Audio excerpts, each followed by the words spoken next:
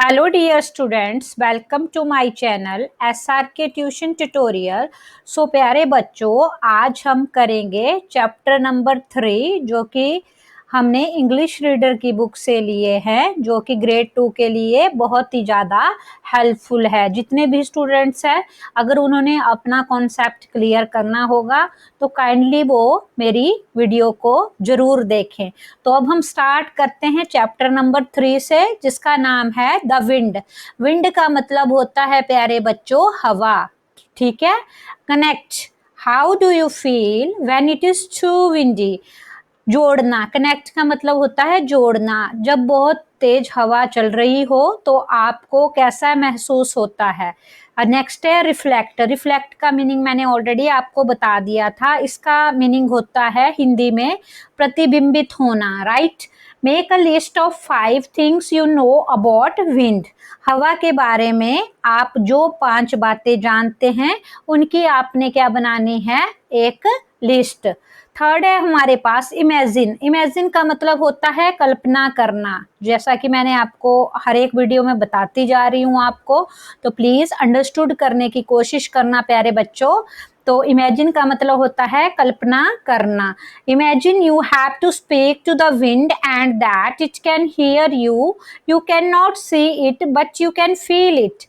What would you tell it so that it would blow gently and slowly? इसमें बताया गया है, कल्पना कीजिए कि आपको हवा से बात करनी है और वह आपको सुन सकती है। आप इसे देख नहीं सकते लेकिन आप इसे महसूस कर सकते हैं। आप इसे क्या कहेंगे ताकि यह धीरे धीरे और धीरे धीरे उड़े, राइट। नेक्स्ट है आपके पास word focus, wind. You know that moving air is known as wind. When wind blows gently, it is called a breeze. When it blows very strongly and there is heavy rain, thunder and lightning, it is called a storm. तो प्यारे बच्चों, word focus का मतलब होता है बातों पर ध्यान दें। अब विंड है हमारे पास। विंड का मतलब होता है हवा, राइट, या पवन, राइट। आप जानते हैं कि चलती हुई वायु को पवन कहते हैं। जो चलती हुई वायु होती है उसे क्या कहते हैं, हवा कहते हैं या पवन कहते हैं। पवन दूसरा नाम है इसका, हवा भी बोल सकते हो और पवन भी बोल सकते हो, राइट। जब हवा धीरे धीरे चलती है तो उसे क्या कहा जाता है तो उसे कहा जाता है ब्रिज, राइट। फिर जब बहुत तेज हवा चलती है और भारी बारिश गरज होती है और बिजली गरजती है तो उसे क्या कहा जाता है, उसे कहा जाता है स्टॉर्म। स्टॉर्म को बोलते हैं हिंदी में तूफान। अब क्रॉस कनेक्ट दिया गया है आपकी बुक में, जैसा कि आप देख ही रहे हो मेरी वीडियो में। Do you know some musical instrument are known as wind instruments.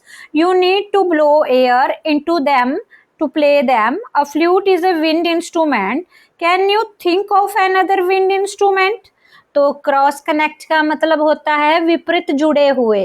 अब इसमें बताया गया है आपको कि आप जानते हैं कि कुछ संगीत जो यंत्र होते हैं हमारे पास या पवन वाद्य यंत्र होते हैं उनके नाम से जाना जाता है इसको, और उन्हें बजाने के लिए आपको उनमें हवा भरनी पड़ती है, मतलब हवा की फूंक मारनी पड़ती है। जैसे बांसुरी है, बांसुरी क्या है हमारे पास, एक विंड इंस्ट्रूमेंट है, राइट। क्या आप किसी अन्य, जैसे कि आपके पास कोई दूसरा विंड इंस्ट्रूमेंट है जिसके बारे में आप सोच सकते हो, ठीक है। तो ये सिंपल बताया गया है आपको। अब नेक्स्ट है हमारे पास रीड। रीड का मतलब मैंने ऑलरेडी बच्चों आपको बताया था कि रीड का मतलब होता है पढ़ना, ठीक है। तो पढ़ना है हमने। अब इसमें क्या दिया गया है हमारे पास, let us read this poem about wind. आइए हवा के बारे में यह कविता पढ़े। I saw you toss the kites on high and blow the birds about the sky and all around I heard you pass like lady skirts across the grass. O wind, a blowing all day long, O wind that sings so loud a song. I saw the different things you did, but always you yourself you hid. I felt you push, I heard you call, I could not see yourself at all. Oh wind, blowing all day long. O wind that sings so loud a song. तो प्यारे बच्चों, इसका मतलब हुआ मैंने तुम्हें पतंगों को ऊंचे से उछालते और आकाश में पक्षियों को उड़ाते देखा है। तो हवा क्या करती है? पक्षियों को उड़ाती है, हेल्प करती है उन्हें उड़ने में, और पतंगों को हेल्प करती है ऊंचा उड़ने में, राइट। और चारों ओर मैंने तुम्हें गुजरते हुए सुना। और हवा को हम क्या देखते, चारों तरफ फैली होती है ना हवा, हमें महसूस होता है हवा का, राइट। घास के पार महिलाओं के स्कर्ट की तरह ये हवा दिन भर बहती रहती है। अब जैसे कि इसमें बताया गया है, जो घास के पार जैसे महिलाएं होती है, तो उनकी जो स्कर्ट होती है वो उड़ती रहती है जब हवा चलती है, और जो इतनी जोर से गाना गाती है, मतलब जोर जोर से, वो जब जोर जोर से चलती है ऐसे आपको आवाज सुनाई देती है थोड़ी सी विंड की, जब बहुत ज्यादा विंड आती है उस टाइम आवाज सुनाई देती है आपको। तो उसको बोला गया है इधर, जो हमारे पोएट जी हैं तो उनके द्वारा, कि जो इतनी जोर से गाना गाती है, इसका ये मतलब हुआ। नेक्स्ट पैराग्राफ में बताया गया है आपको, मैंने आपके द्वारा किए गए विभिन्न कार्यों को देखा, लेकिन आप हमेशा स्वयं को छिपाते रहते हो। मैंने महसूस किया कि तुम धक्का दे रहे हो, मैंने तुम्हारी पुकार सुनी, मैं खुद को बिल्कुल नहीं देख सकी। हे हवा दिन भर बहती रहती, हे हवा जो इतनी जोर से गाना गाती है। मतलब इसमें बताया गया है आपको सारी चीज़ों के बारे में कि हवा क्या क्या करती है। हवा हमें दिखती नहीं है, ठीक है, हवा अलग अलग तरह के काम करती है, अपने आप को छुपाया होता है हवा ने, उसको सिर्फ महसूस किया जा सकता है। वो जब ज़्यादा हवा चलती है तो हवा का धक्का सा लग जाता है, महसूस होता है, ठीक है। तो ये सारी की सारी चीज़ें इस पोएम में बताया गया है, हवा के बारे में बताया गया कि हवा के क्या क्या काम होते हैं, ठीक है। और इसमें आपको ये भी बताया गया है, ब्रेनस्टॉर्मिंग का क्वेश्चन पूछा गया है, सोचिए अगर हवा ना हो तो क्या होगा। अगर हवा नहीं होगी तो हम सरवाइव नहीं कर सकते, सारे के सारे जो लिविंग बीइंग्स है वो सरवाइव नहीं कर सकते, क्योंकि हवा तो नेसेसरी है जीने के लिए, ठीक है। तो हम अगर हमें हवा नहीं मिलेगी तो हम सांस कहाँ से लेंगे। जो ये चैप्टर है आपका बहुत ही इजी चैप्टर है। और नेक्स्ट है आपके पास अबाउट द पोएट। पोएट के बारे में बताया गया है इसमें। पोएट का मतलब होता है कवि, right. Robert Louis Stevenson was a poet and writer. अब इस जो द विंड लिखी हुई थी, तो वो विंड किस पोएट ने लिखी थी, आपको इसका नाम पता होना चाहिए। Robert Louis Stevenson, right. He was born in, ये हमारा पैदा हुआ था एडिनबर्ग में, स्कॉटलैंड है उसकी country. He wrote a number of novels, उसने बहुत सारे नोवेल्स लिखे थे। कौन कौन से लिखे थे? एक ट्रेजर आइलैंड लिखा था, और एक किडनैप करके लिखा हुआ था। ये सारे के सारे इसके पॉपुलर क्या थे, नोवेल्स थे, ठीक है। तो ये सारा आपको आना चाहिए। अब नेक्स्ट है हमारे पास, जैसा कि आप देख रहे हो मैंने fully exercise back exercise solve की हुई है सारी की सारी, ताकि आप सब बच्चों के लिए इजी हो जाए और आप कंफर्ट से इन चीज़ों को सॉल्व कर सकें। तो हम स्टार्ट करते हैं अपने नेक्स्ट क्वेश्चन के साथ। Choose the correct answer, put a tick mark. आपने करेक्ट आंसर चूज करना है और टिक मार्क करना है। फर्स्ट क्वेश्चन है मेरे पास, विंड टॉसेस द। अब विंड ने किसको टॉस किया था, कपड़ों को किया था या काइट्स को किया था? तो राइट आंसर है हमारे पास, विंडो ने टॉस किया था काइट्स को, राइट। सेकेंड क्वेश्चन है, the speaker in the poem fill in the blanks of the wind. जो स्पीकर था पोएम का, ठीक है, उसने क्या फील किया था? उसने फील किया था कि जो हवा है वो क्या कर रही है, उसको पुश कर रही है, धकेल रही है, उसको धक्का दे रही है, ठीक है। सेकंड क्वेश्चन है आपके पास, आंसर दिस क्वेश्चंस। अब आपने आंसर देने हैं, कुछ क्वेश्चंस है आपके पास। तो फर्स्ट क्वेश्चन है आपके पास, what does the wind blow about the sky, ठीक है। तो आपने इसका आंसर बताना है। The wind blow, the wind किसको ब्लो करती थी, किसको उड़ने में हेल्प करती थी? बर्ड्स को, अबाउट द स्काई, ठीक है। The wind blow the birds about the sky. Next question है हमारे पास, हाउ डज द विंड पास। अब विंड किस तरह से पास होती है, ये आपसे पूछा गया है तो आपने बोलना है the wind passes like the ladies skirts across the sky. जब हमने पोएम पढ़ी तो ये लाइन हमारी यूज हुई थी, the wind passes like the ladies skirts across the sky. Third question है हमारे पास, which words are used in the poem to describe the wind. इसमें कौन सा वर्ड यूज किया गया है पोएम में जो कि विंड को डिस्क्राइब करता है। तो toss the kites, blow the birds, blowing all day alone, sing so loud, ये सारे के सारे यूज की गई है, सारी के सारे जो टर्म्स हैं जो डिस्क्राइब करती है हमारी विंड को, तो ये वर्ड्स थे जो कि इसमें विंड में जो विंड पोएम है उसमें डिस्क्राइब किए गए हैं। राइट अब नेक्स्ट है हमारे पास थिंक एंड आंसर। आपने सोचना है और आंसर देने हैं।